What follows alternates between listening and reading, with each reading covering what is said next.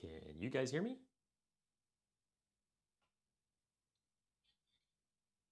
Am I really choppy?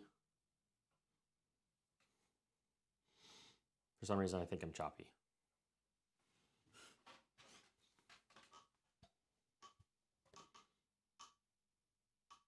Okay.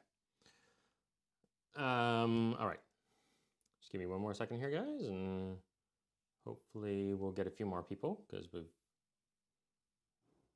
There we go. Mike's here.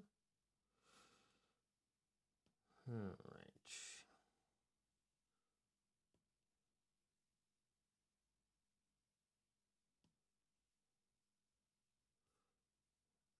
Let's just switch over to photojournalism. Just doing some stuff for commercial this morning.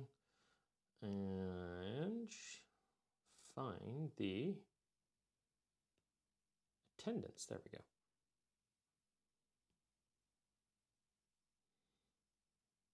Week 7. Halfway there. Okay, I see Haley. I see Evan. I see Terry. I see Mike. Excuse me, I see Cindy.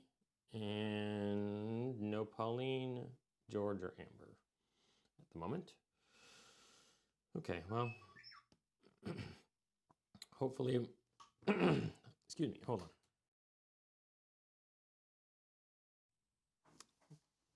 There we go.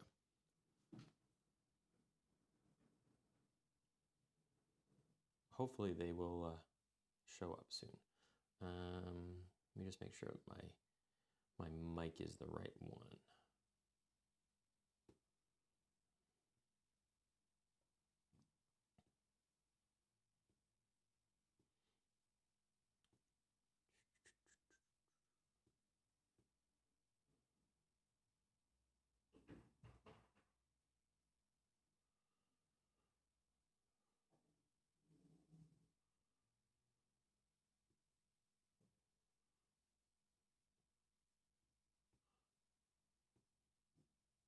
Okay. Oops. And it looks like I'm cutting off my head. So just give me 1 second to fix that and then we'll be ready to go.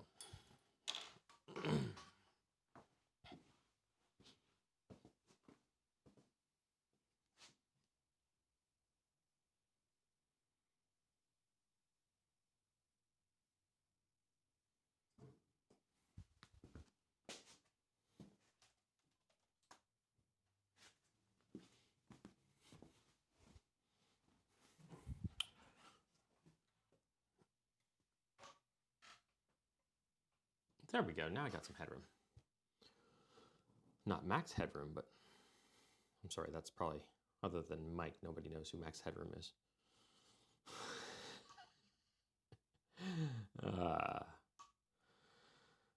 The glorious 80s and 90s. Okay, so nice to see you all here. Hope you've had a good week. Mine has been a little bit crazy, as is normal these days. And just kind of wanted to go through that, and then we'll get into some of the other stuff that we're doing here. Anybody have any questions, thoughts, comments, that kind of stuff? Nope. Okay. Okay. So the reason I was sort of wanting to share with you what I did this week was it was actually just yesterday. Was just because going out and actually doing an assignment as a news photographer can vary quite radically between your clients. And so yesterday I had a job for the farm paper that I work for, which is pretty much the most chill bunch of people you can imagine. I mean, that it's a farm publication. It's not dealing with CEOs of major corporations and all that kind of stuff. So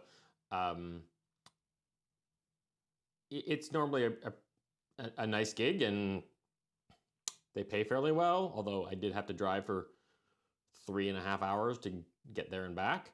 So that was kind of not so great, but so the job was up near Listowel, and it was just somebody harvesting and then their grain operation. Now, I didn't need to drive that far to get that, but that's what the publication decided that they wanted, was this particular farm, which was a little strange, but anyways, I went with it, and they just told me that they wanted them harvesting something, and then once I got that, I was like, okay, well, what else do I do? So I'll show you what I got in the harvester, and actually, I want to actually get your take on. I've got 2 pictures here that I'm about to show you, and I'm not going to tell you which one was shot on which camera, and I want you guys to sort of guess. So there we go. We got this photo here and this photo here. Now, one was shot using A7R4, and the other one was shot with the, where did I put it? Essentially a GoPro. The Insta360 where did I end up putting it? Of course, it was right here on the bench just a moment ago. As I'm cleaning up, I put things away. But essentially a GoPro versus a regular mirrorless camera. Anybody have any thoughts on which was which?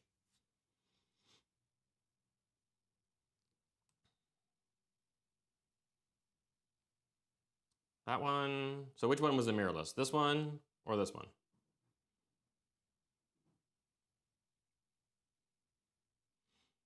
Nobody wants to take a guess? Yeah, this one's the GoPro, and this one's the mirrorless. But if I zoom in here and give you the sharpness, now obviously we've got a huge file here on the A7R4. But then go to this one and zoom in. Yeah, our resolution isn't the same, but look how sharp that is. So you don't always have to use the top line best equipment to get a picture. This is going on newsprint. And it's not, really all that well printed.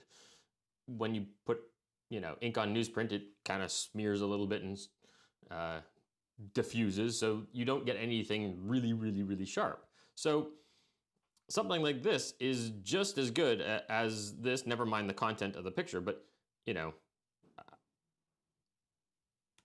I probably like this frame better, but I like being able to see more. This is with the 14 to 24 Sigma lens that I have. But a GoPro is way wider, and this is cropped. So the original picture, let me just see here. I'm gonna plug this in.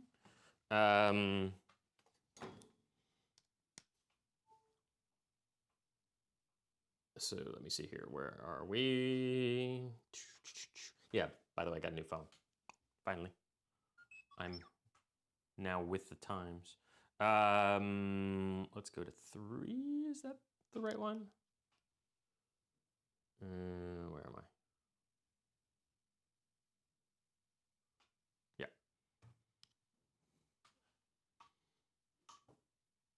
Okay, so there is the original frame versus the cropped version.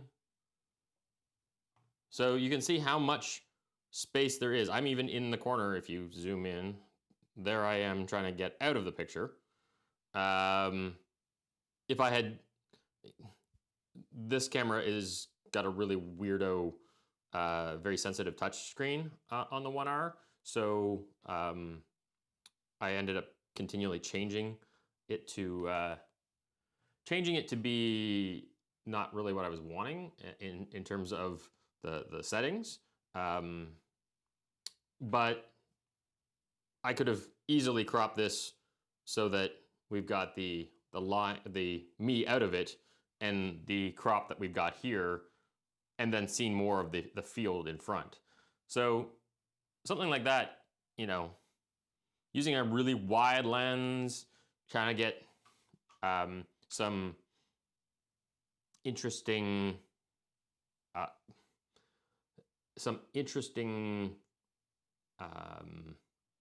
views that you don't normally see. That's sort of what I was looking for. I wish I'd done it a little bit better.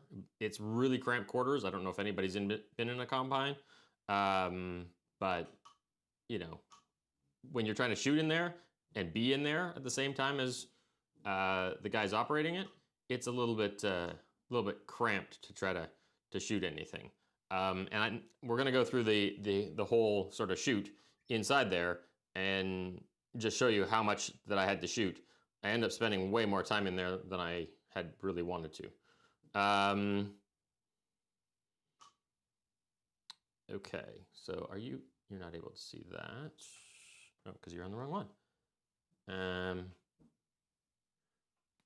Oops.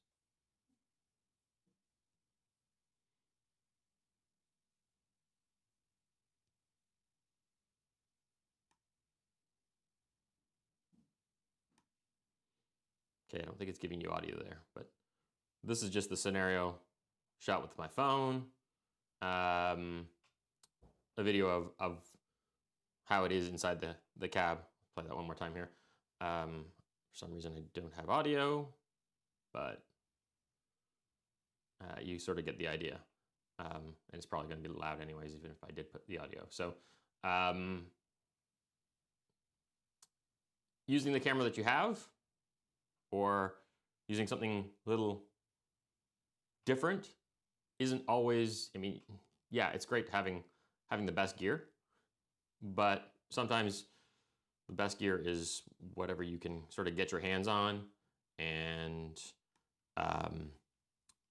try to just make different pictures with, instead of always going for the sort of the standard look. So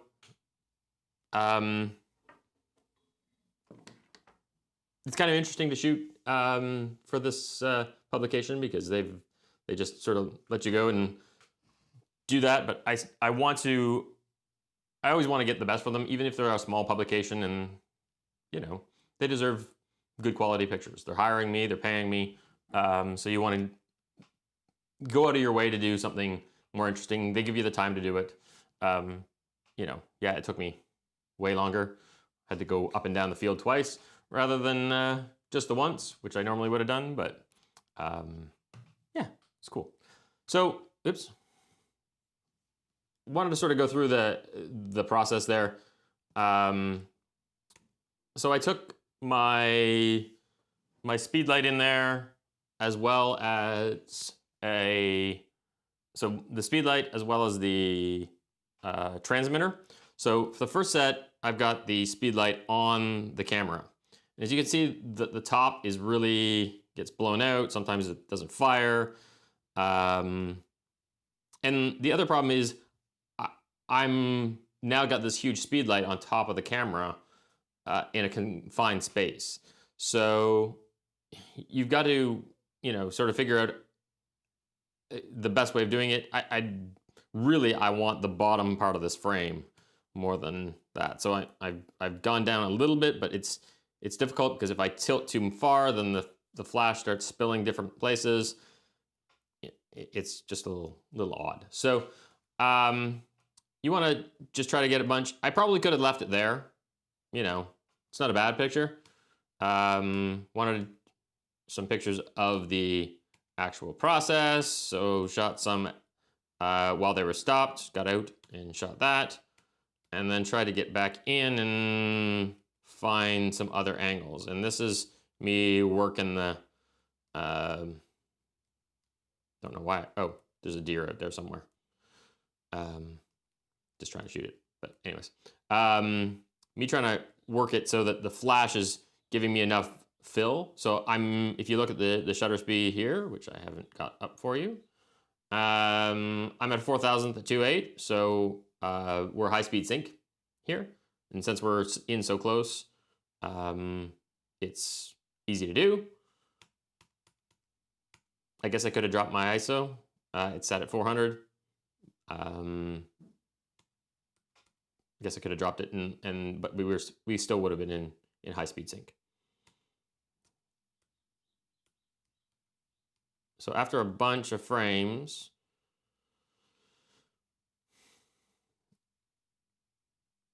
there's me trying to do it unsuccessfully, and the rest of my kit there on the seat. You finally get it sort of dialed into where you want it. So that's the picture I was looking for. I got this, which after a little bit of work in Capture One, which is the program that I use to edit images, I was able to bring it up to somewhere that I like.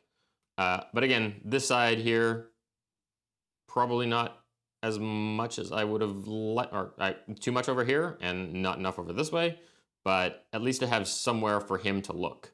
When I'm not looking through the viewfinder, it's kind of hard to compose. You can't even flip the screen all that much because you're in such tight quarters that the angle that you're squished into. But you still got to make something out of it. So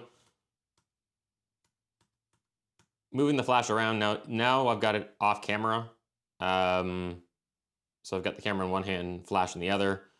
And I was just moving the flash around until I got something. Now I'm trying to make sure that I don't have reflections like this.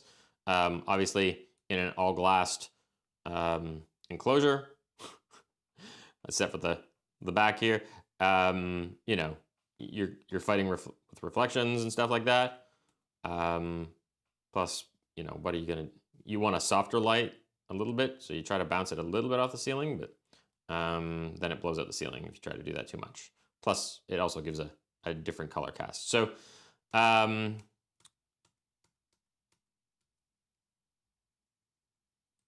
that is that first part of the assignment. Then I wanted to just get a few pictures of him in the field.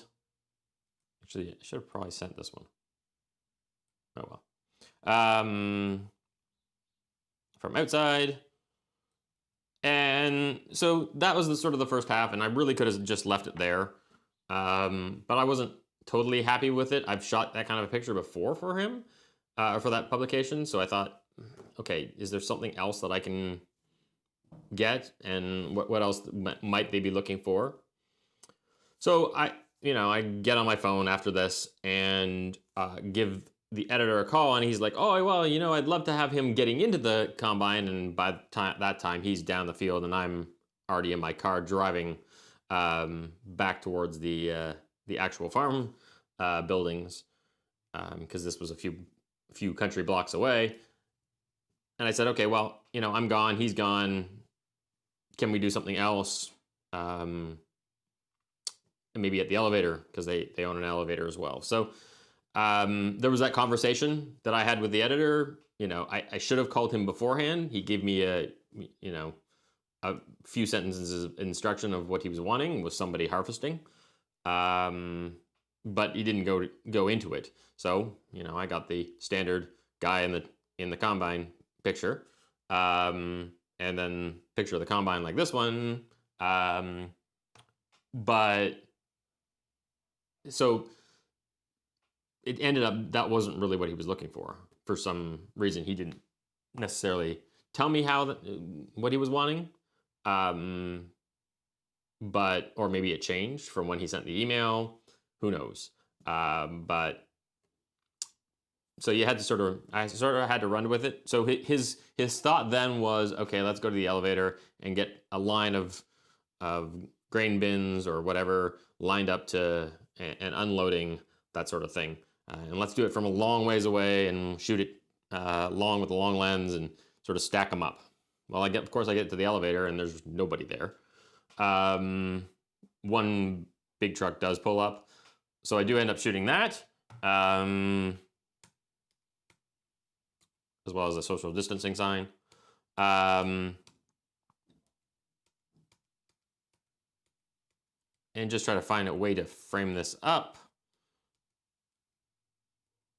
so that you can see that they're actually unloading. So down here is the corn coming out, and just trying to find a way to frame that up. Now, this would be better if there was a line of vehicles, obviously. That's more what he was looking for, but it's okay. Now, focus was a bit of an issue here, because there's all these nice lines that the autofocus wants to go to. So if you look at this one here, he's a little bit out. So I had to actually put it into manual focus and manually focus it, because he's just such a small little speck. So normally I don't show anybody all my outtakes other than, my students. So, but this is sort of the process that I go through on an average sort of news assignment. So this could be something like your news or event assignment that we've got coming up. It happens every year, so it's an event. Normally I would suggest a fall fair or something to that effect. But this is certainly an option. They're going to be harvesting for a while if some farmers and want to do that. Or it doesn't have to be, hard breaking news or a big event that normally would be covered by the Sarnia Observer or something like that. It can be a little local community event or something that's newsworthy to some portion of the community, whether it's a specialized publication or whether it is a bigger publication that reaches more of the community. So I wanted to make sure that you guys saw that, going through and doing an assignment for the newspaper, this is a farm newspaper. This is their, this is their news. This is their breaking news, their events. Yes, it happens every year, but that's the kind of thing that I'm looking for your news or event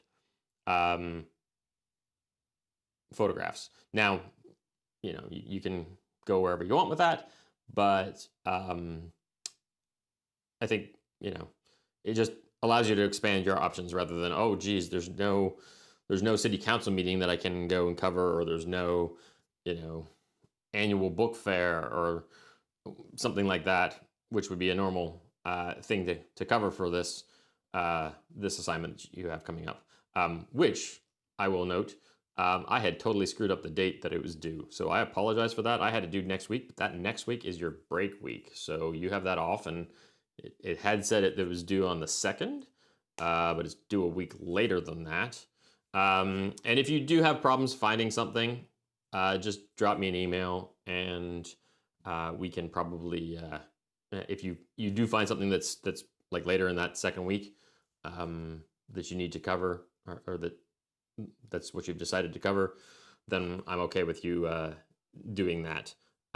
It'll mean that you'll have to have a quick turnaround on it, but that is something that I used to always have in the course, was making you go out, shoot something, and quickly turn it around. But this year I'm not really making anybody do, because that's, even finding an event is really difficult this year, or finding something to shoot is really difficult this year. Never mind, being able to come back and turn it around. I was lucky with this assignment here that I was able to turn it around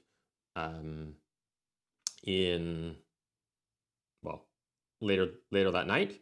So I think I shot it, I got there, noonish, 11:30ish, was back home by 3, and I think they had the pictures by 7 at the latest. It's probably even sooner than that. So, and I had to help my neighbor pack up his house because they're moving tomorrow, or today. So all of that within an afternoon. So yeah, being able to turn things around quickly is really important, but I think there are certain things that have to give this year because of COVID, and that's one of them that I think is probably fine. Do you guys have any thoughts or questions about how I go about shooting an assignment like this, or the thought process, or anything like that interests you about it? Do you think I did okay? Did it turn out? Are the pictures interesting? I don't know. This is the final edit here.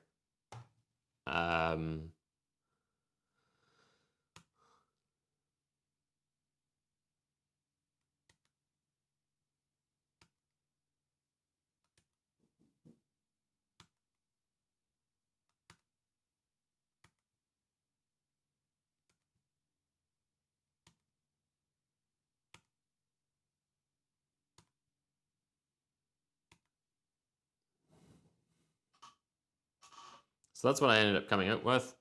Anybody with any thoughts or comments or questions, or surprised by the... Sorry, go ahead.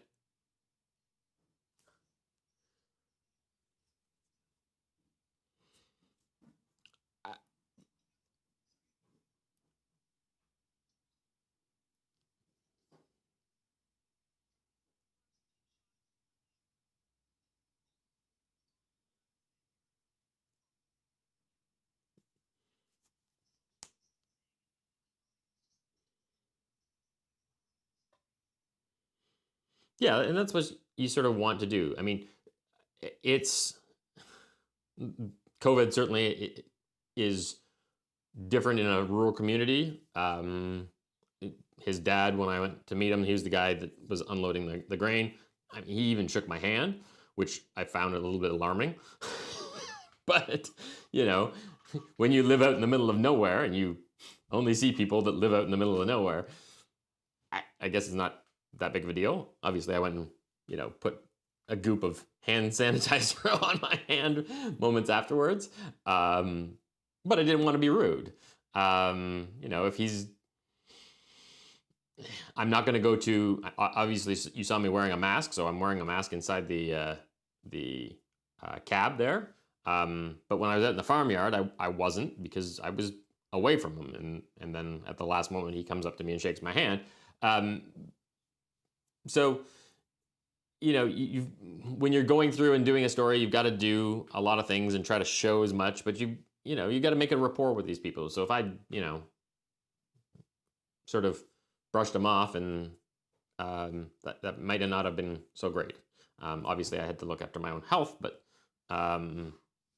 momentary interaction and then hand washing or hand sanitizing like crazy. Maybe not ideal, but it means if I have to go back there again, that he'll think of it as a warm interaction and be more likely to help. Not that I suggest you guys to do that. My risk level is my own. And you guys should not be taking that kind of a risk for a photo for school. But yeah, anyways, getting back to the pictures themselves. Yeah, you just try to tell the story. You try to go through and, I worked that for quite a long time. In the cab pictures, because as you can see, the first picture just totally bites. Flashes off, and I could have theoretically, I guess, where am I back at the,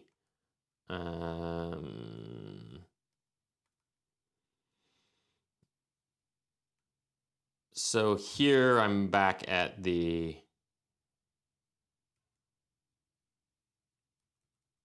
beginning of the row, essentially. So I've just taken the flash off camera and I realized, oh gee, this looks way better than the first bunch of pictures that I had. So I want to make sure I get what I need. So I'm going to go back with them. So that first pass had taken, let's say, it says 11:17 there, from 10:50. So that first pass had taken 27 minutes, and I took another 27 minutes-ish, I guess. At least that's what I'm assuming, to do the second one as well with them. So the investment of time just to get that extra, that picture that you're wanting. So 11:17 to, when was I done? 11:38, 39. So did I need to spend that extra half an hour or 20 minutes? I think I did. I made sure that I got the pictures that I wanted out of it. And that's, that's sort of, you've got a screen on your camera for a reason, and you might as well use it and make sure that before you leave, you have what you need, or what you want. Because then, if you do happen to talk to the editor and, okay, in this particular case, he wanted something totally that I didn't shoot, but you want to make sure that when you call him, you say, okay, yeah, I've got something.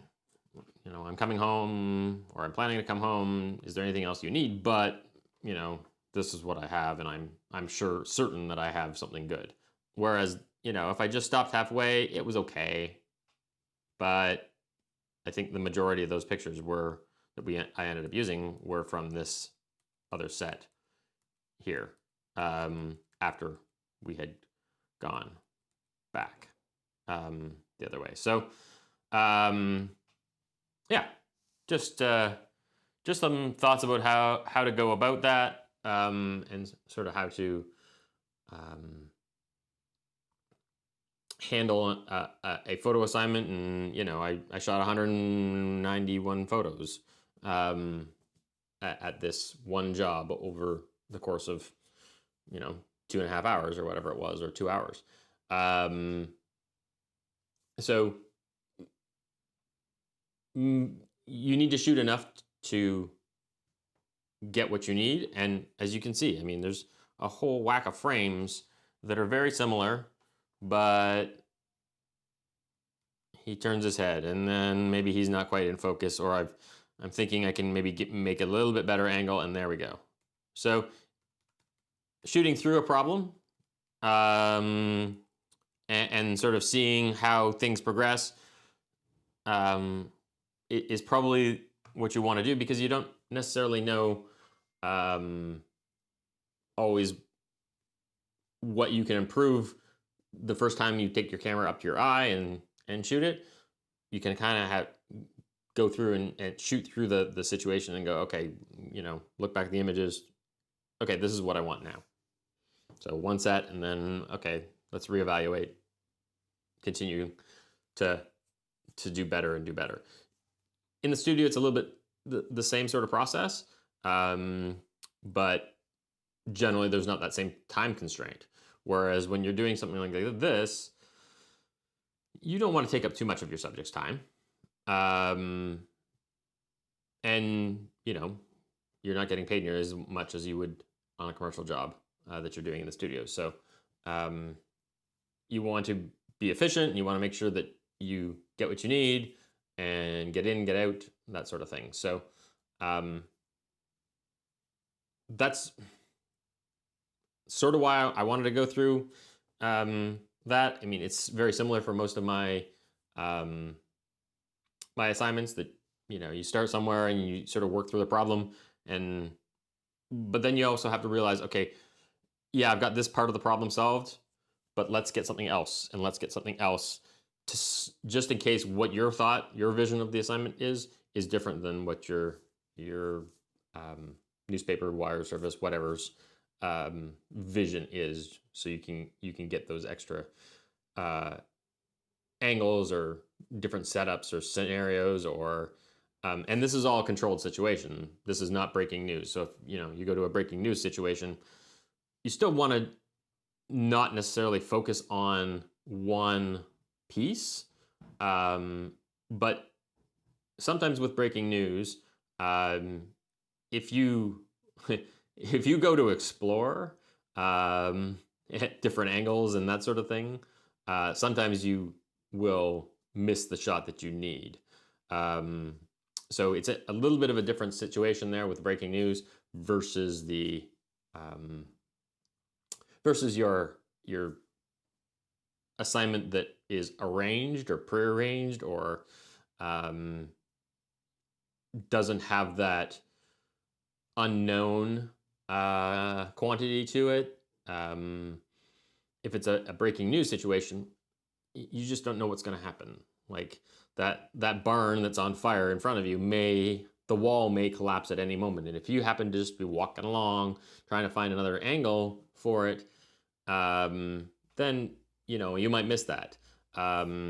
So you've got to approach it a little bit different way when there's that sort of breaking news and aspect to an assignment, or to photojournalism, I guess, in general. Sometimes waiting it out once you've found a place, moving away from that place might be difficult to do. And maybe you sort of have to wait until something happens and you're comfortable that you have the shot. You've got to make sure you have something to go back with, to send to the editor, to send to the paper, whatever it is. Once you have that, okay, maybe then you can venture away from getting the picture. But when you don't know that you have something, yeah, just find a safe way of doing it. And I guess that's sort of, you always have to come back with a picture. That's the main thing. Can't be like, oh yeah, I didn't get anything. There was nothing there to get, unless there's absolutely nothing happening, which occasionally is the case. You get set on a stakeout and nothing happens, but that's kind of a rare situation. Okay, any thoughts or questions or comments additionally? I know I'm blathering along, and Pauline said like 3 things, and and then I gabbed again forever. So anybody else or Pauline, do you have anything else that you wanted to talk about? I'm sorry. Yeah. Yep.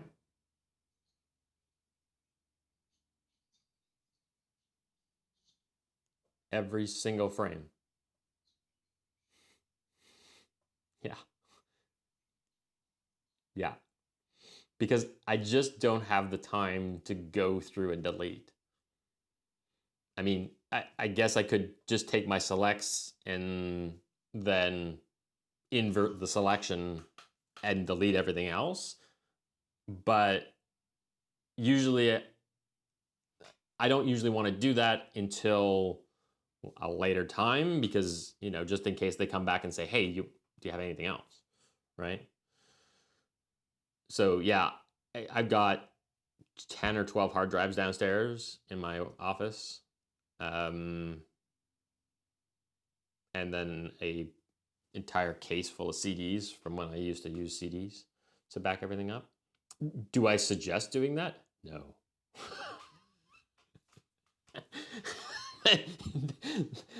That's craziness. If I was working for the newspaper on a daily basis, I would definitely cull every night or once a week. But then I would have allotted work hours and then there's some downtime.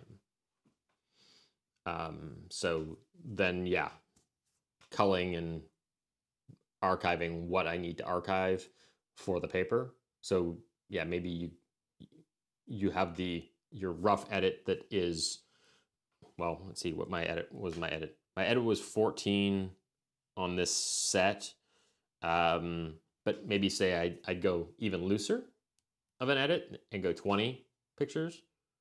And then go back and do a second quick edit from that set, and then just keep the full 20 instead of cutting it. I'm pretty ruthless. How many pictures did we get out of 191? I mean, what? There's 6, 12, 13 pictures. So 13 out of 191 plus the GoPro one, so out of 192, and I only ended up with one frame from the GoPro, which wasn't not what I was looking for. But so yeah, it becomes an issue, honestly. I know people that do go through and cull, but hard drives are relatively cheap. In my estimation, if you get one on sale at Best Buy, you can get a 5 terabyte hard drive for, $150. That takes a lot of pictures. So, less now that I have the A7R4. That's a bit of an issue. And I think I'm going to have to think about my processing or my processes for that. But every other camera that I've had, the max was 24 megapixels. So they're relatively small, and I shoot all RAW. So it's not like I've got little JPEGs that I'm keeping. I'm keeping the full RAW images. So yeah. The other thing that you have to sort of think about if you're shooting in RAW especially is how long those RAWs are going to be able to be processed. So the first 1DX that I had, I can still process the RAWs. The Canon D30 that I had before that, I don't think I can. So all those pictures that I shot on RAW from that camera are not able to be processed. Hard drive's probably going to fail. I don't have it. I have my stuff backed up. All the things that I've sent backed up to cloud, but my day-to-day editorial stuff, I don't back up the RAW set other than just to the hard drive. So if the hard drive fails, then yeah. It's probably not going to fail within the time period that I care about. So, yeah, that's sort of the way I see it. but it's definitely something that you have to start to, if you're going to be doing, even doing weddings and stuff, you've got to start to think on how you're going to start processing large volumes of data, because it's not unheard of to shoot a wedding and shoot a couple thousand pictures. So how do you deal with all that data, whether it's in this sort of sense, which is even more of a problem, because a wedding, you don't need to have those pictures for them within hours. Sometimes you do, but rarely. Here, you do have to get them out really quickly. And if you're shooting large volumes of pictures, that's going to slow you down, generally. I mean, sometimes you don't have a choice. The figure skating is a good example. You know, if you'll blast through a full spin and have 80 or 100 frames sometimes, if it's a really long spin, because sometimes they do multiple poses during the spin. So yeah, that becomes a bit of an issue. I don't think, maybe I do have. I'm just wondering whether I have a set of those that I can quickly. I didn't go through that set, did I? I thought I did go through a set of pictures from figure skating. Did it? Do you recall? Anyways, that's a little bit of a different scenario, but yeah, it is data management and all that kind of archiving is really problematic when you start shooting a lot. But I would encourage you to do so, because it's like working through a problem and trying to figure it out, and okay, or maybe solving a Tetris puzzle. You know, you got to make different changes to see what's going to work and what's not going to work before you can get to your final thing. You're not going to do it all in one shot the first time around. So try things out, see if it works, experiment a little bit as you're shooting, and you know, you're going to want to do that relatively quickly, obviously, but you know, take a look at the viewfinder or the screen and see what's working, what's not, how you can correct it, and just keep on shooting through the problem, because you know, you'll probably get there. You'll probably get to something that you're happier with than you were at the beginning. Sometimes not. Sometimes your first frame just happens to be the best one. That happens to me rarely, but occasionally it does. So, you know, for shooting a lot is probably better than, you know, not giving yourself that many options. Anybody else with thoughts or comments?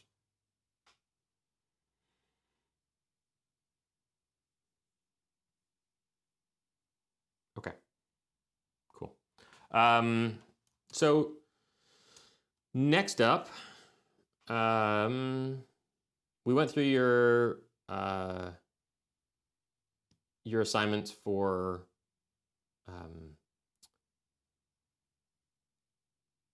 action. Those are all marked now. The other thing that I wanted to sort of go through, and I know we're past it now, but I wanted to go back to feature briefly and show you some stuff that Canadian Press has been doing and just putting to their Instagram recently. So this is CP's Instagram feed, and you'll see their standard news stuff. Let me see if I can bring this in a little bit. Oh. They're more standard news stuff. You know, making a pretty good picture out of a weatherproof dome. Oh, at a restaurant. So, some interesting shots. that they do on the news side. And it's my friend Chris Young, who's one of the freelancers in Toronto. So this is sort of more their news pictures, but they've also been doing a lot of the feature picture stuff. So I just wanted to, it's a really hard concept. So I just wanted to, go back to it briefly and show you the kind of thing, because there's not that many sporting events. There's not that many news events going on. So the staff photographers that Canadian Press has are doing what's called feature hunting. They're, they might not have anything assigned to them all day. So, they're being paid anyways. So they have to go out and do something. So they might as well go make a picture. So, Nathan's been doing a lot. He's a CP staffer in Toronto. And just trying to make really cool, interesting photos of, whatever happens to be happening.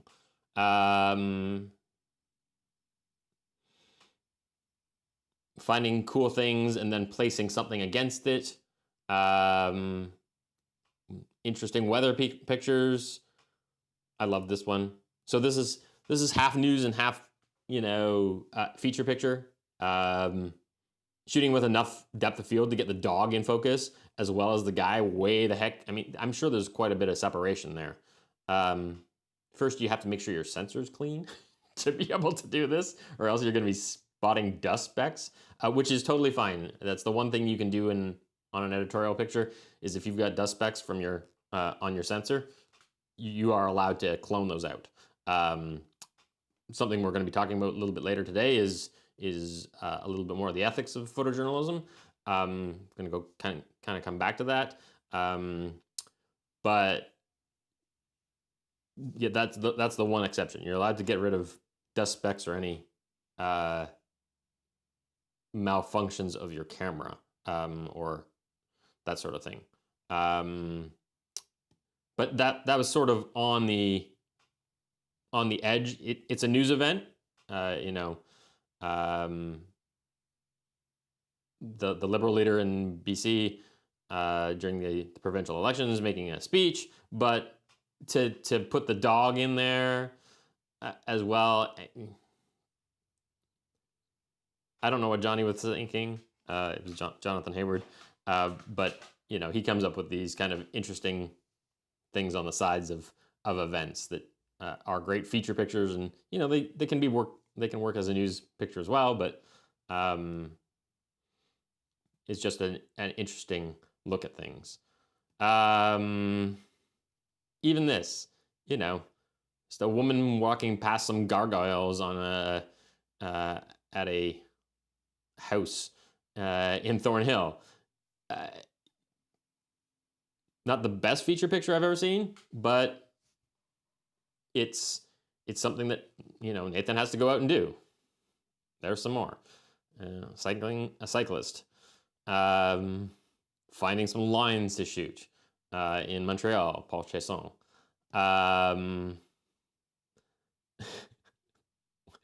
Not so sure why we've got this really close up of the horse, but again, it's kind of a interesting feature picture. Even a person just on the shoreline. So going through, if this is sort of something that you want to do with your life, then you will be, if you work for a newspaper or a news organization as a photojournalist, it's not all the wonderful, big events the cool things that you get to cover. Sometimes you've got hours to kill and your boss needs you to produce something. So go out and find a picture. Go out and make something that people care, say, hey, that's a cool picture. And it has something to do with what's happening, whether it be, weather, or whether it happens to be just something cool that will make people stop and look. Those are the kind of things that you sometimes have to do. And it's a real skill, a real talent. A lot of these are good examples of news pictures, but then you've also got the lots of different silhouettes and interesting. There we go. That's pretty beautiful. So Jeff McIntosh is even a freelancer. So even the freelancers get in on the act occasionally. They never ask me to, because I'm not the great, wonderful feature hunter that some of these guys are. I used to hate it. It was like the worst part of my job at first, but I grew to actually really like it, and just the ability to be creative and find something that makes a nice picture, that's interesting, that people actually want to look at, but it tells something about what's happening in the community that you cover. So yeah, I think it's kind of it's a really interesting skill, and maybe in a non-pandemic time, you guys might want to just do it for the heck of it. It's kind of like street photography a little bit, but not as in your face. And I find a lot of the street photography is really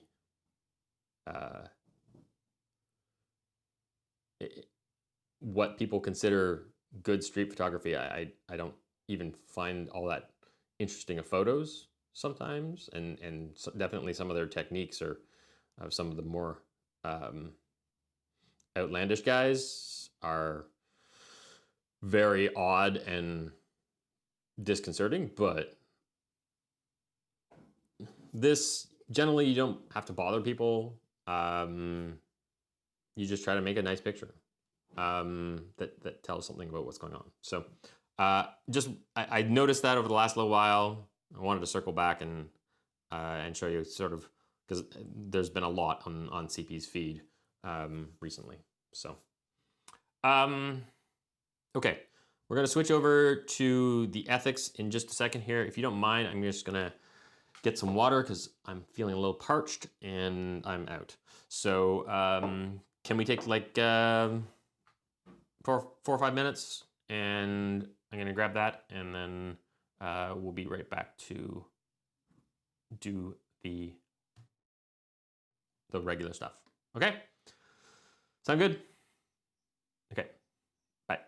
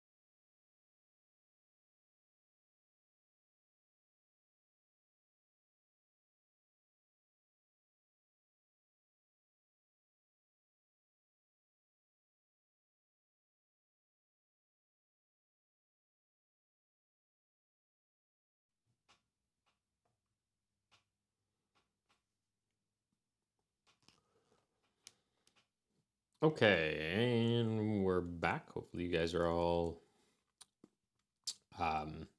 okay and got yourself something to drink or nice little snack. I got myself some nice dark chocolate roasted almonds there as well as a nice little drink. So okay, so we're going to go into ethics in just a moment, but I just wanted to get to your photo essay as well. I totally forgot.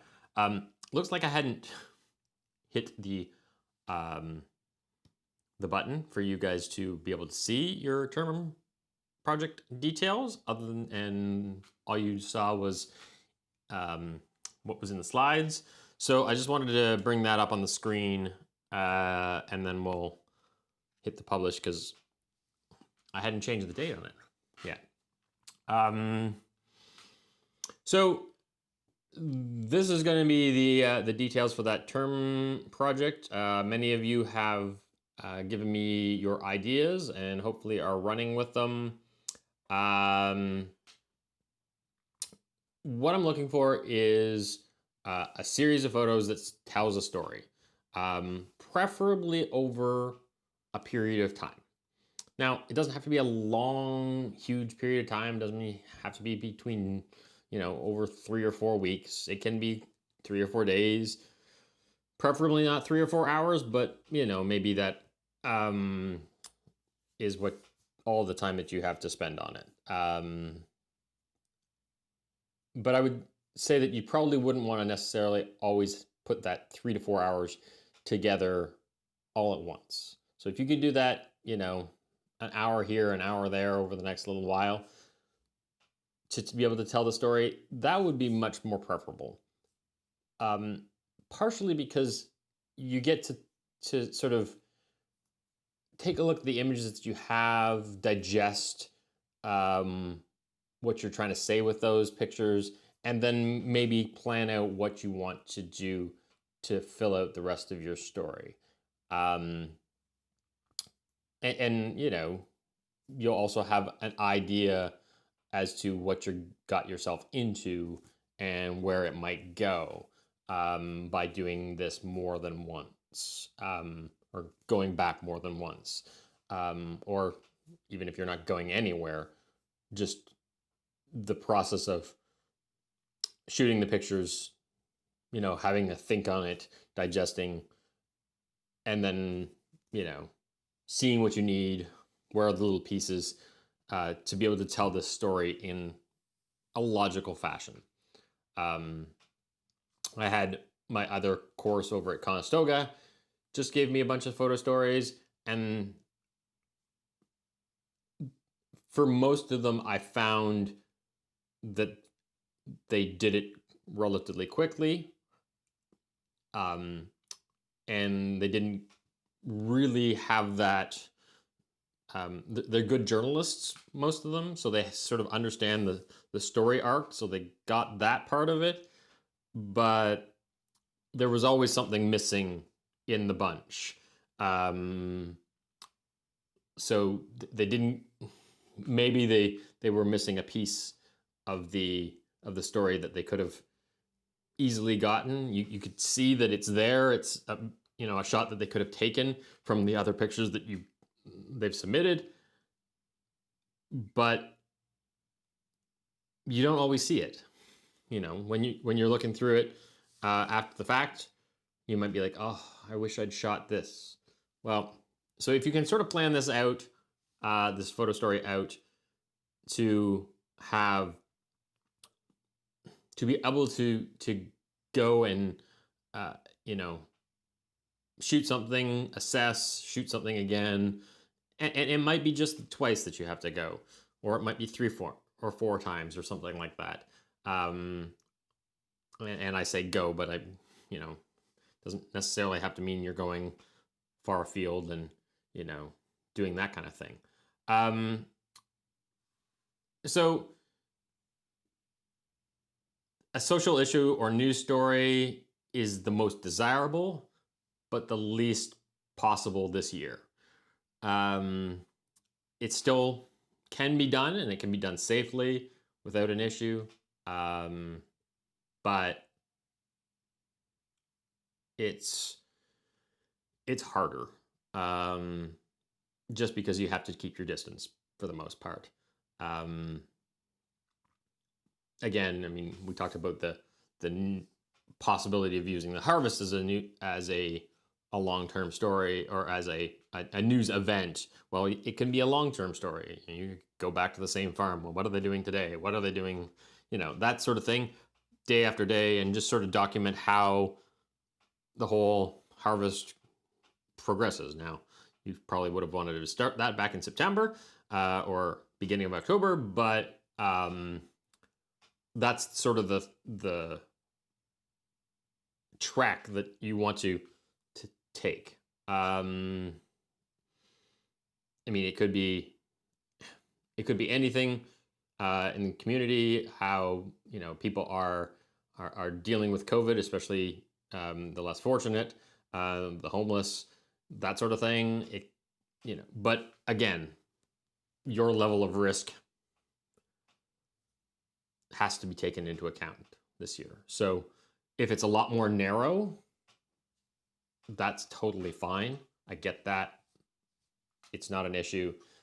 Most of what you guys have told me, or talked to me about, has been certainly within the scope that's possible. So you're going to want to have the variety of pictures: wide shots, tight shots, detail shots, scene setting shots.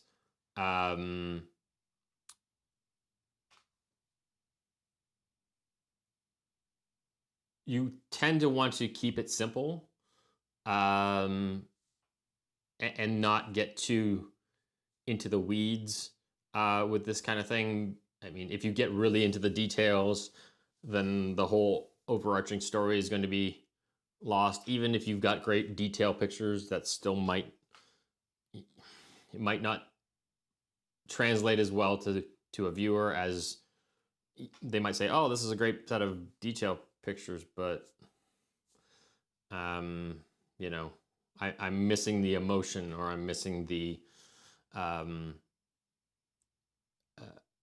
what the craziness of the scene, or the interaction, or whatever it is that you're doing. There might be a piece missing. So you want to try to give yourself as many options, as many different pieces to a puzzle, and when you have all those pieces, you can find which ones fit and can give you a story with some sort of logical arc. Stories are told in writing, in paragraphs, and there's usually a beginning, a middle, and an end. There's usually descriptions of things. There's usually stating of facts. There's what they call color, meaning when you're writing, color is just the way you tell something, and the interesting details, or the things that make it more personalized or human, or will draw your subject in, or your reader in.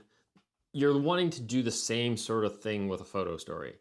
You want to, give the facts, show the what is happening, but you also want to give those interesting, cool details, and show those interesting angles, and not just straight up. Very few good photo stories are actually just, straight up coverage of whatever is going on, without all the interesting angles and cool details and all that kind of stuff. So think of it, as you're doing it, like a written story. And each piece is a paragraph. Each picture can be a paragraph. This is what I'm telling with this paragraph, and this was what I'm telling with this paragraph? And does this make all these things together make a coherent story or narrative?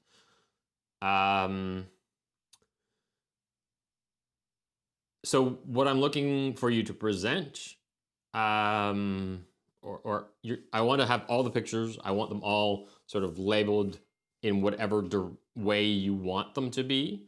So, make sure you number them, put the file names 1 through whatever, so I can see them in a logical order.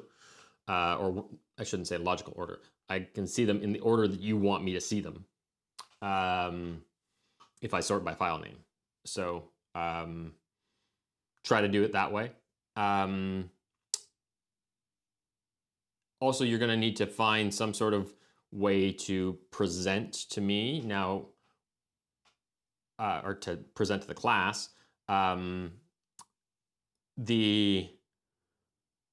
You can share your screen through, I'm doing it in a different method here using, my switcher.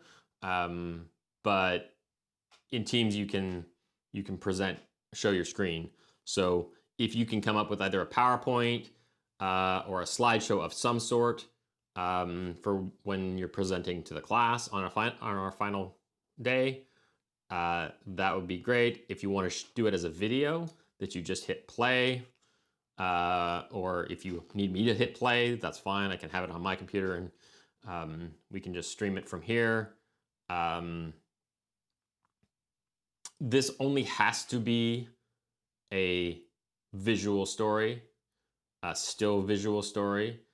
If you wish to add audio and do that, then that's up to you. But that portion is not going to be, I'm not expecting that, and I can't really have it as part of the grading of the presentation. But if that's the way you want to express this story or express yourself, then it's totally fine. Go ahead and do that. Just realize that it's the still images that I'm going to be marking. And sort of the way that you present, not the not whether you add all these whiz bang, flashy transitions and stuff.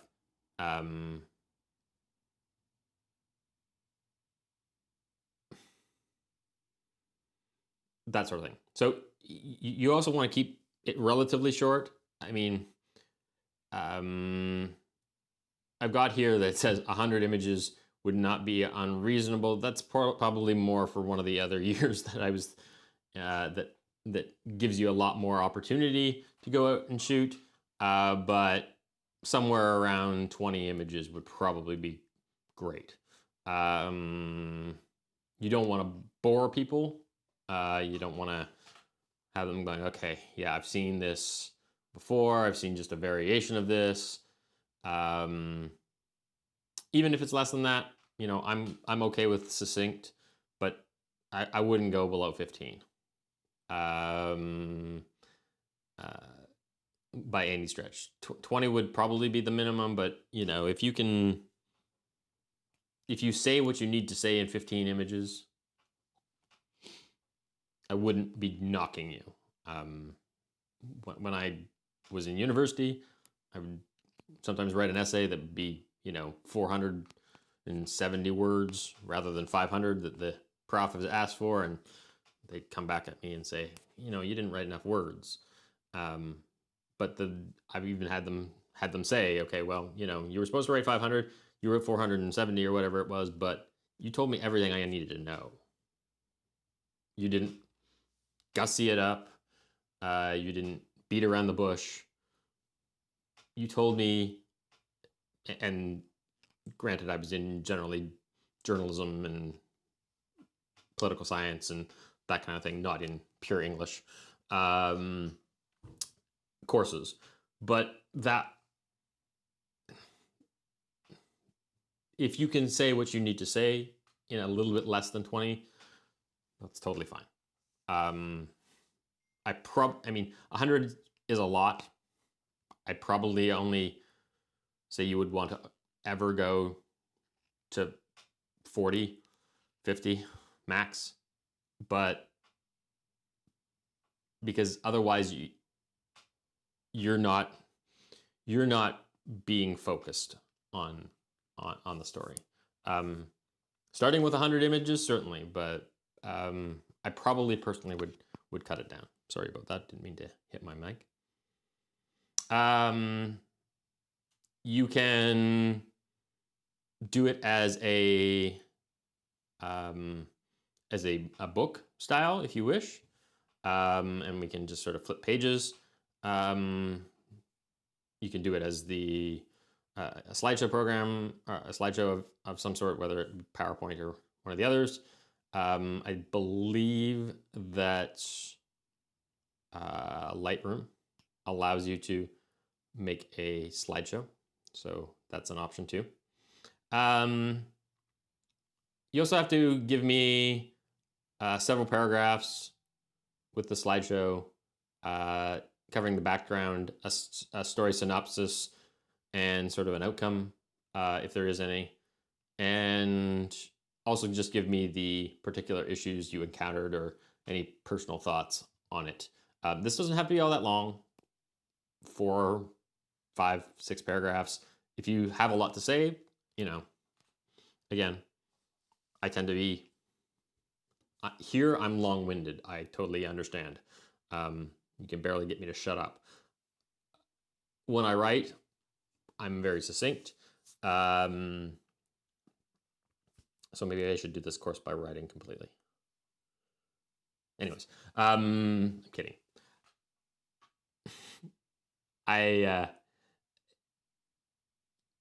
Just give me what you think I need to know about about your story and how you got to it and that sort of thing. When you're doing your presentations, I will ask you questions, and as the students can ask you questions as well about things that might interest them. So do be sort of prepared to have that as an interactive. It's not just going to be, okay, let's play this and then that's it, we're done. I would like, there's not that many of us, so I'd like to be able to talk about this if we can.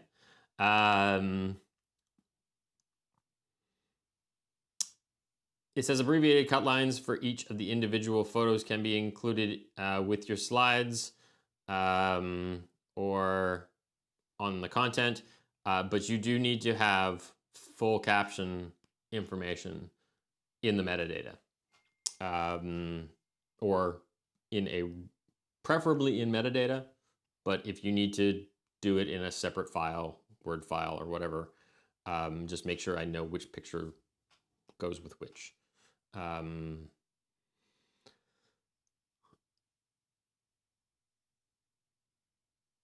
So everything is going to be submitted, including your slideshow and the original set of images, to D2L. And it says class will be in week 14, but it's actually week 15 that you're going to be presenting, because we now count the week off as a week. So you actually have 14 weeks of delivery, but there's 15 weeks. So week 7 or week 8 means nothing. So we jump back week 9. At least that's the way I do it. I don't know if that's the way the rest of the college does it, but anyhow. Since this is due at the end of the semester, there's no time for this to be late. So you need to get that in on time. If you're struggling with it, send me an email. We can do our separate video chat or something like that if you want to talk it through. You can show me some images.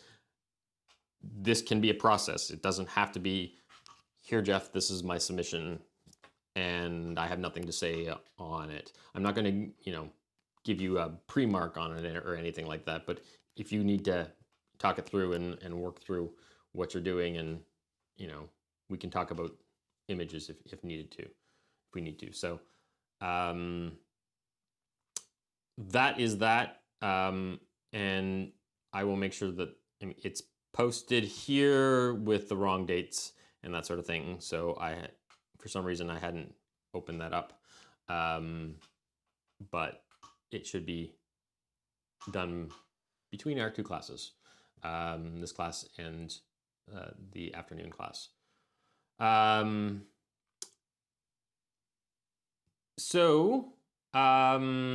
Okay, anybody have any questions, thoughts, comments, issues on that?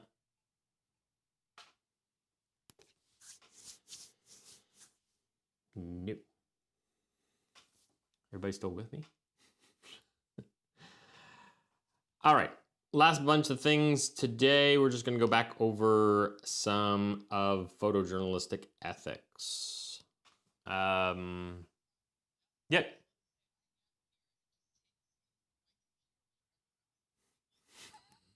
Okay. Fair enough.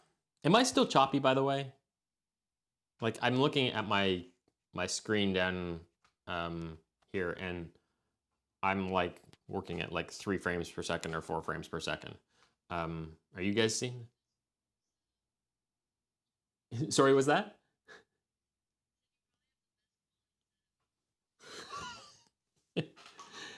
I've worked at it a little too much, but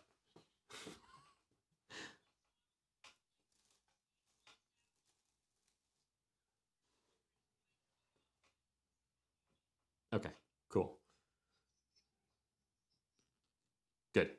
And it's relatively clear because I was having my last class with the other college.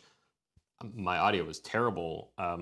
It kept cutting out, so I had to switch from the pin-on mic just to this portion of the lab. Usually in here there's a mic slot, so I go with the lavalier mic, but I couldn't do that. It was like crackling and doing all weirdo stuff. So, okay, good, cool. And there's always. Do you guys mind if I take this? It's a call from BC. Can you? I just want to find out who it was. I'll tell them that I can call them back, but just give me 2 seconds here.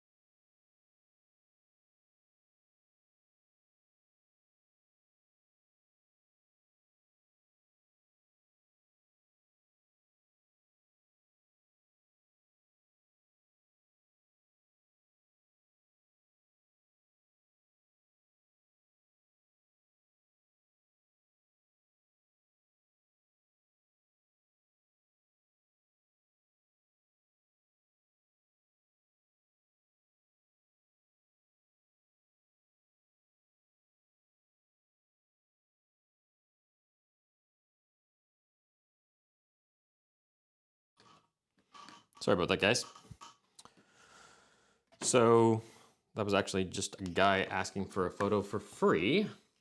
And I said yes, stupidly. No, it wasn't that stupid. So you all know that I do a lot of track and field pictures, and this is a guy who's doing a presentation for Athletics Canada, and needs to use a picture, and we're having some interactions with. I've coached track. I've been part of the track community for quite a while. So we want to have a good relationship with Athletics Canada. We're working on, myself and my colleague are working on doing a deal so that we're not their main photographer in terms of all of their advertising and stuff like that, but we're going to be able to be the ones that will be able to sell to other corporate interests. So that said, doing a favor for somebody who's presenting something at AC just makes sense business-wise. He's doing a PowerPoint presentation, a one-off PowerPoint presentation, and he needs this picture. So usually I would say don't do this, but there's sometimes other business thoughts that retaining a business relationship with your clients, or he's not a client per se. He doesn't actually work for AC, but he's doing something for a client of mine. So the hard and fast always demand money. It's good to say, and you do want to be paid for what you do, but he doesn't have the money to do it, and that goodwill can come back. Usually it doesn't. A lot of times it doesn't. So don't get duped into that side of, oh yes, it'd be great for your portfolio. No, you need to be paid. But in this particular case, I know who this guy is, and it's worthwhile. So with that said, sorry about that. Apologize for that interruption. But he would have been furiously emailing me and all that kind of stuff. And would have been hectic rest of my day anyways, if I hadn't chatted with him. So thank you for letting me do that. I appreciate it. Okay, so we'll get on to the ethics here, if that's okay with you guys. Did I say week 5? That's not week 5. Okay, so the main thing about photojournalism when you're talking about editing is you do not change the content of the photo. In your other courses, knock yourself out, be creative, give me interesting photoshopped images, if it's appropriate. Sometimes it's not, but if it's appropriate, it's great. In photojournalism, do not change the content of the images. As I said before, you can take out dust specks or that sort of thing that are issues with your camera, but you want to be able to only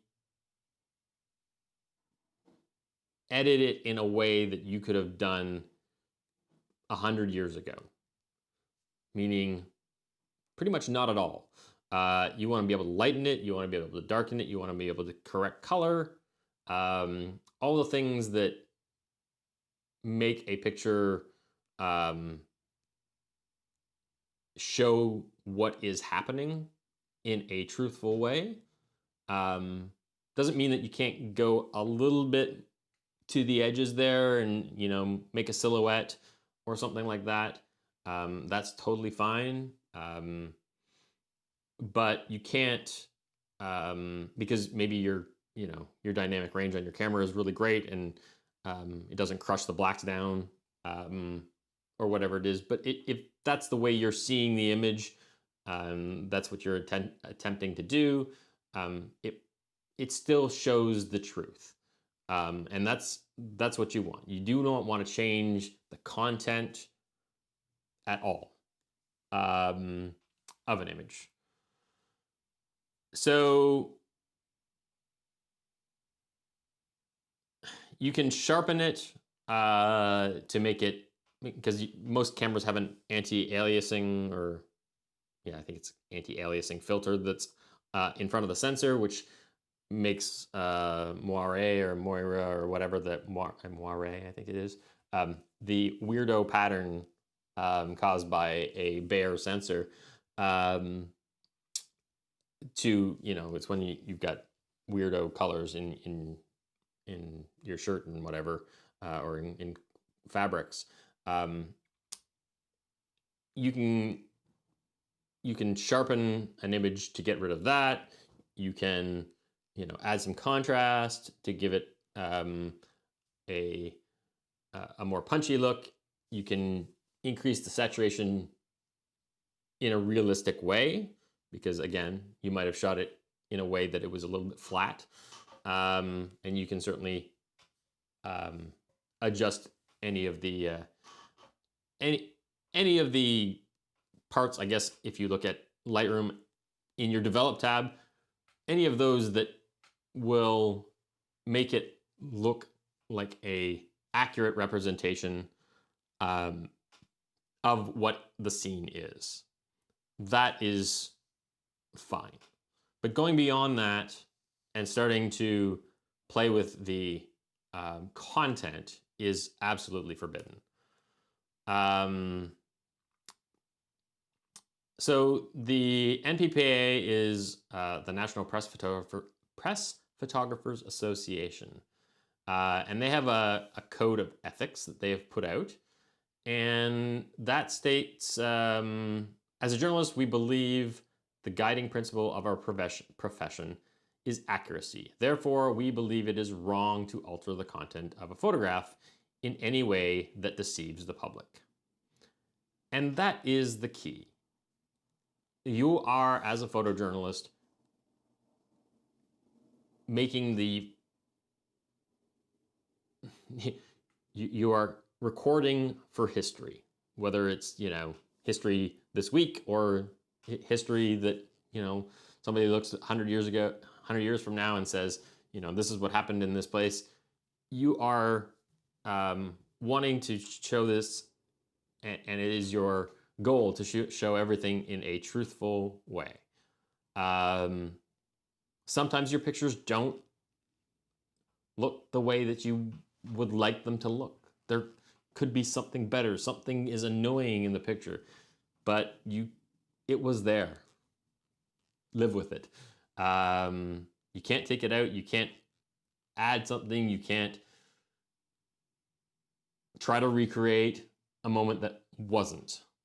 It also applies to actually having somebody recreate something that had happened in the past and asking them to redo it.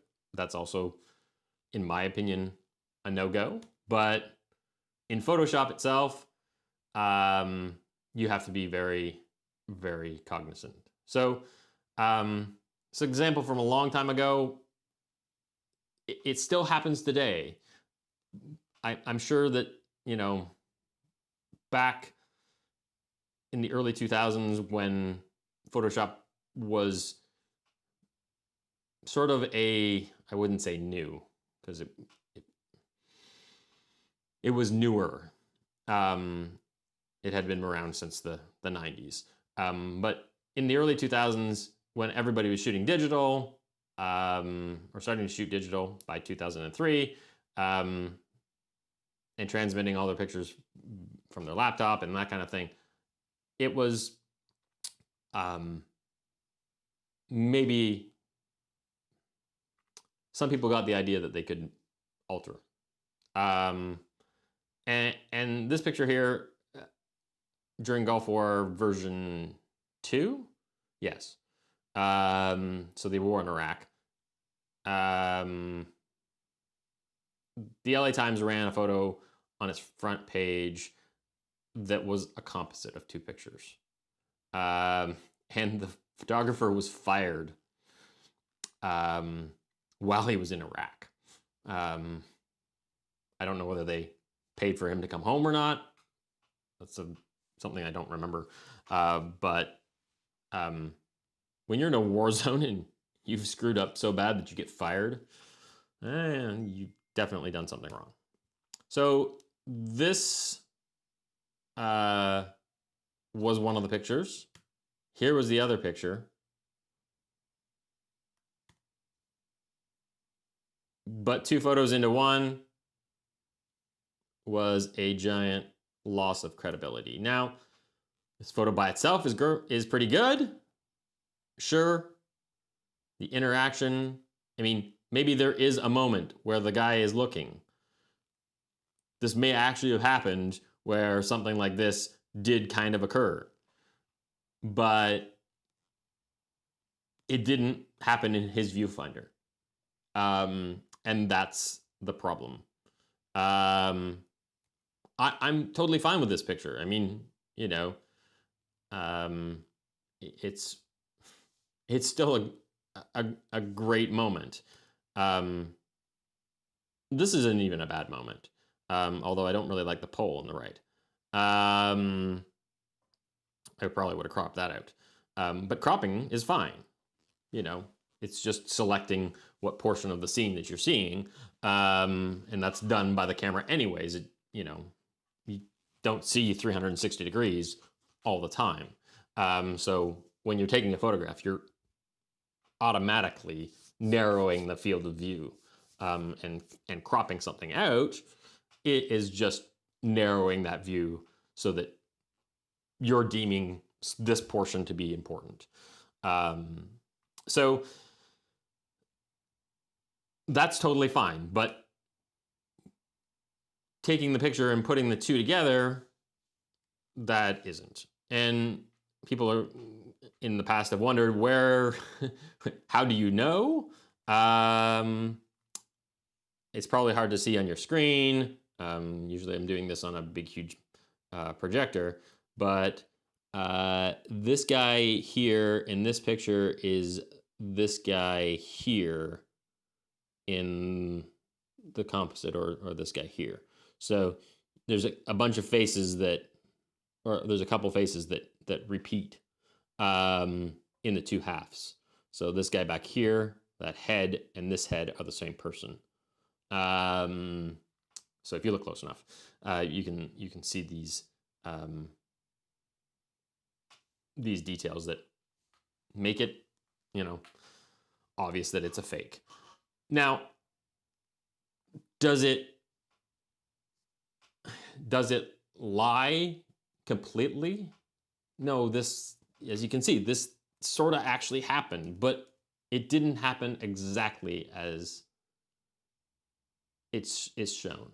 And that's a problem, because if one little thing is wrong, then the media right now has poor credibility anyways. So you don't want your critics to have more ammunition against you. Well, you did this, so how can I believe everything else that you say? If you're willing to bend the truth on part A or B, then how can we believe part D or E? So that's something that you want to never do. Now, this is in a news context, obviously, and in a photojournalism context. Obviously, the editorial world includes magazines like, Flair or something like that, in which case, portraits are edited.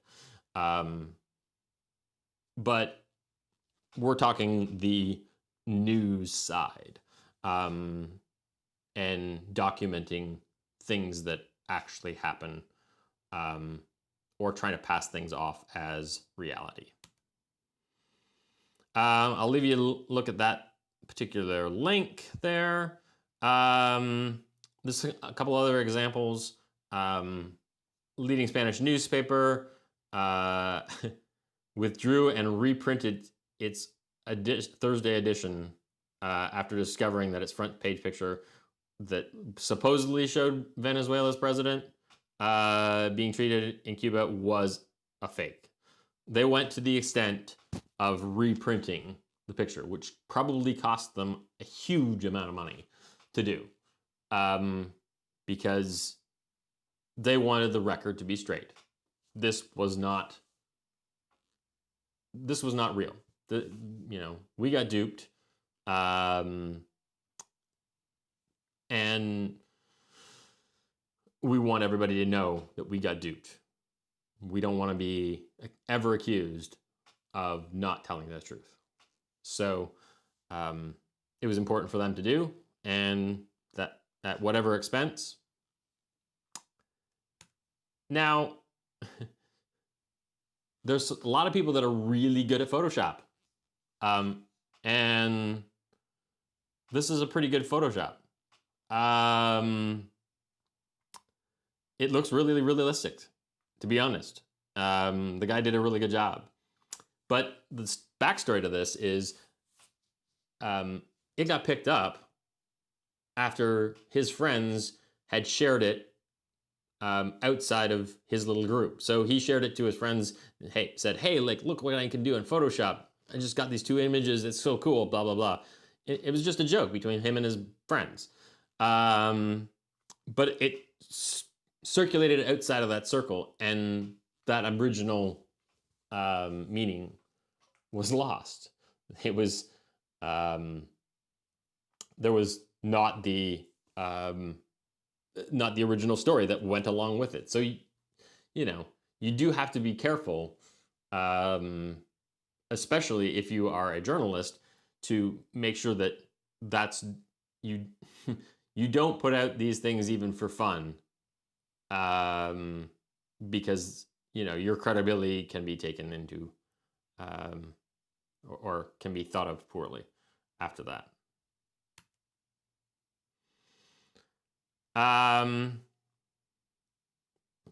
There's a whole bunch that's wrong with this.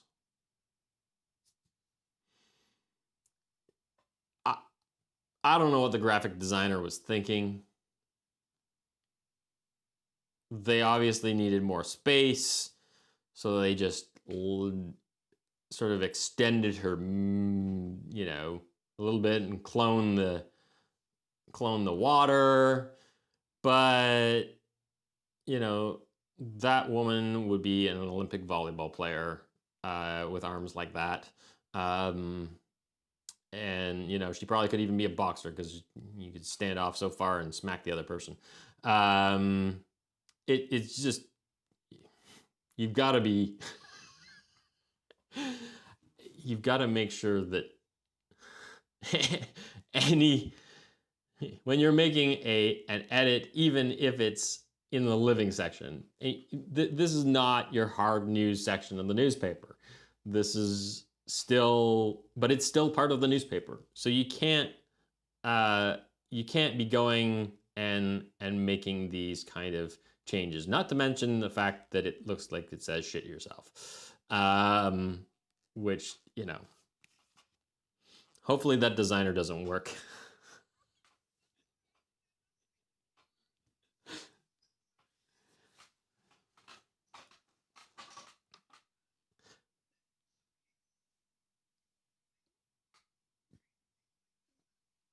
Yeah.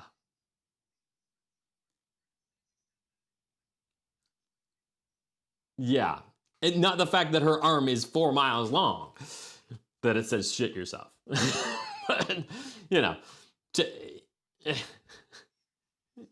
right, exactly. The fact that she's been photoshopped beyond all recognition of a human, like, her arm has got to be, if you compare that to her head, like, it's got to be like 4 times longer, just this portion of her arm, than her head, and maybe you'll get 2 out of somebody's 1.5 of out of a normal arm. So anyhow, got to be careful always, because you lose so much credibility, and you never want to say, like, I mean, I'm sure she's mortified. That poor woman. Not only does it look like somebody is saying that she shat herself, but she's also a mutant. So, yeah. Another link for you to take a look at, some ethical errors from Pointer. These are some sort of older examples. And then, because frankly, I just can't keep up. I'll be honest with you. It happens quite regularly. And every year there seems to be some sort of controversy about something. And these are some of the better examples that I've seen over time. Even for National Geographic Photo Contest, the person won for a day with this image, which is, fantastic. Really great picture. The problem is, wasn't exactly true. So he was asked to send the full image. And then when he did, he found out that he had been disqualified because he had edited out a plastic bag. There's the image originally. There's the image that he submitted.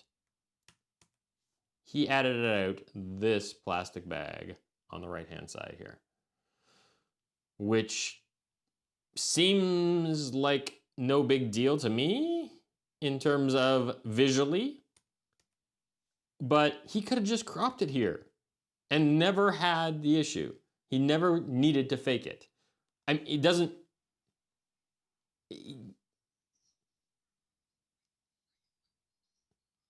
Yeah, there's no need to digitally take that out. You can take it out with cropping. You can leave it in and it doesn't even bother. You could even tone that area out just a little bit so that it's less noticeable. I don't like doing that. That's starting to push my boundaries. But if you sort of, do a wide area around here that lowers the contrast level, okay, then you're not changing the content. It's still there. You're making it a little bit less visible, kind of, comes close to my boundary of being acceptable, but as long as it's still there and you can see it, I would crop it personally. That's my go-to, but I know some people would just tone that area down because really there's not a whole lot of detail or over there, so it wouldn't really matter all that much. But again, yep.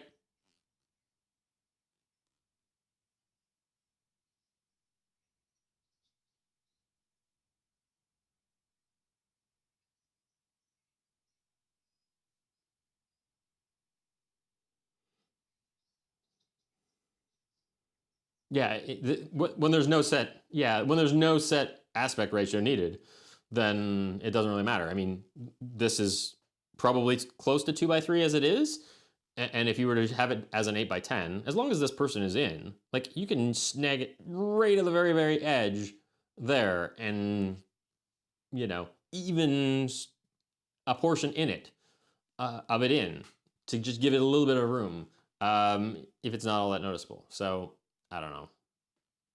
It's just not worth it. It's totally not worth it. Exactly. I'm sure that was kind of lucrative. So the guy admitted that he hadn't read the rules and that he had taken it out, and he's going to enter contests with it with a full reading of the rules next time. But any sort of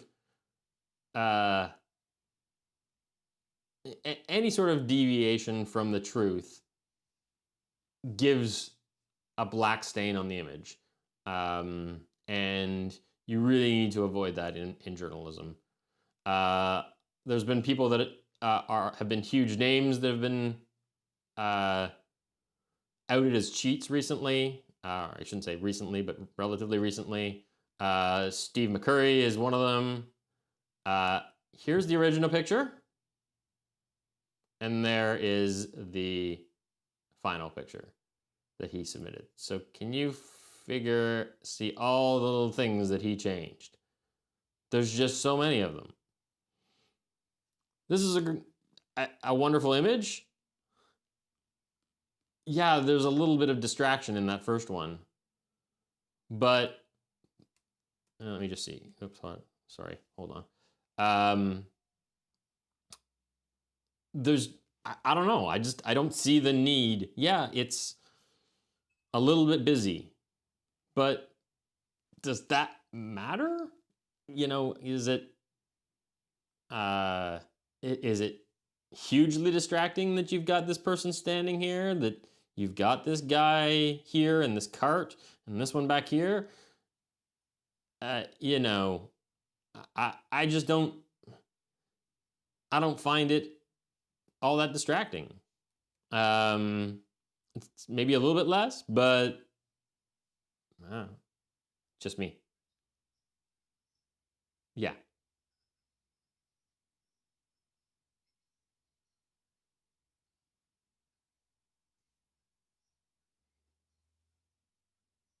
Mm-hmm. Right. Yep. You'd expect people to be standing there. You'd expect it not to be.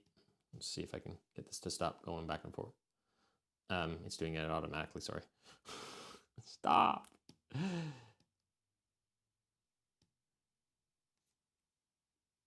Okay. There we go. Oh, that's driving me crazy. I'm sorry. There we go. Yeah, I mean, you'd expect people to be there. You wouldn't expect the street to be totally empty. Like, why do you need to have this person gone? There's no reason. I don't know. It shows me what's going on in that scene. You know, yeah, the picture gives me more information. So I can understand you might want to darken this. I've seen people do vignettes. Okay, that's maybe I don't like it, but okay, this is a little bit brighter than some of the rest of the image, and sure, you can sort of go there. I wouldn't always suggest that you do, because I just don't think that's great. But if you tone that down just a little bit, sure, you know, it's screaming bright white, and that's just a matter of the way your camera is reacting to the scene. If you had shot this on like a log setting or a flatter a flatter contrast camera, then you wouldn't be seeing that. So anyhow, there's a bunch of links in here that I'm going to post this this slideshow momentarily as well, with the link to the what am I trying to say? The long-term project, your final project as well. So have a look at some of these links. But credibility is your, as a journalist, that's the only thing you have. It's the only reason people come to listen to you or to look at what you do, is because they find you a credible source. And if you decide to take it into your own hands and mess with that by altering a picture, you've lost your credibility and you've lost your purpose as a journalist. So anyhow, it's a really big deal. So here we are, 12:28. Seems like a good time to end it. If you guys have any questions, feel free to ask, or I will see you in about an hour after I tear this place apart, and then we'll be on to photographing glass for everyone other than Evan, who doesn't have to photograph glass this week. So lucky him, because it's a pain in the butt. But yeah, anybody with any questions? We're all good? Okay then. Cool. We'll see you then in an hour, and hopefully I will have this all worked out so that we can have a relatively flawless class for that. So thanks again, and yeah, if you have any questions, just email me or whatever, and we'll deal with those. Cool. So take care, guys. We'll see you in a bit.